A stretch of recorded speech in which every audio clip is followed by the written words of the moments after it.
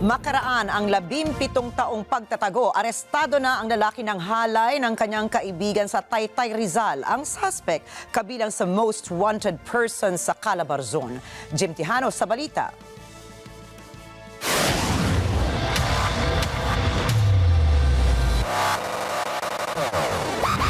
Kasong gender abuse, may may karapatang manhimik, magpasawalang mo, ano man sabihin ay maaaring gamitin pa po, laban sa isang namumuno sa Pilipinas.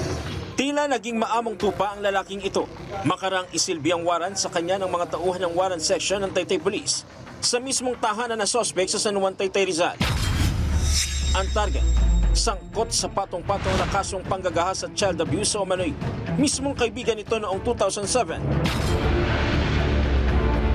Meron tayong anim na kaso for rape, yung mga qualified object rape, saka child abuse sa dalawang branches ng RTC dito sa probinsya ng Rizal.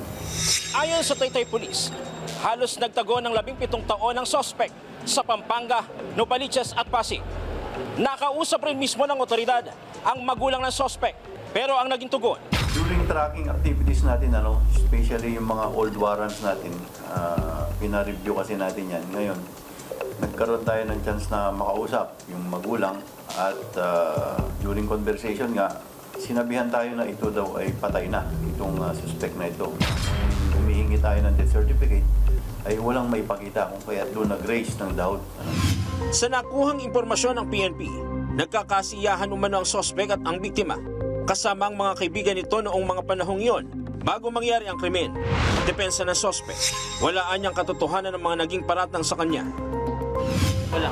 Dahil kasi kung talagang ginahasa ho siya, ay sana ho, nagkapasa siya, may mga sugat. Dahil sinapilitan bakit ho walang ayun po sana pong basihan. Kahit sa nung wala na ho Pero sa akin po, no comment na lang po. Sa tala ng Taytay Rizal Police, mula nito lamang Enero ngayong taon, nasa 6 na most wanted person na sangkot sa kasong rape ang naaresto. Bagay na mas tinututukan ngayon ng Rizal Police Provincial Office. Patuloy ang paalala ng pulisya sa publiko, partikular sa mga magulang na ingatan ng kanilang anak. Gabayan natin ng maayos ang ating mga anak nang sa ganun ay hindi ito mapahamak, lalo na sa mga pakipagbarkada nila, na kung maaari ay kilalanin din natin yung kanilang mga barkada. Kung kayo man po ay may nalalaman ng mga wanted na mga tao dyan sa inyong lugar, ay pagbigay alam agad natin sa ating kapulisan. Jim Tijano, para sa mata ng Agila, matatag, matapang, matatag.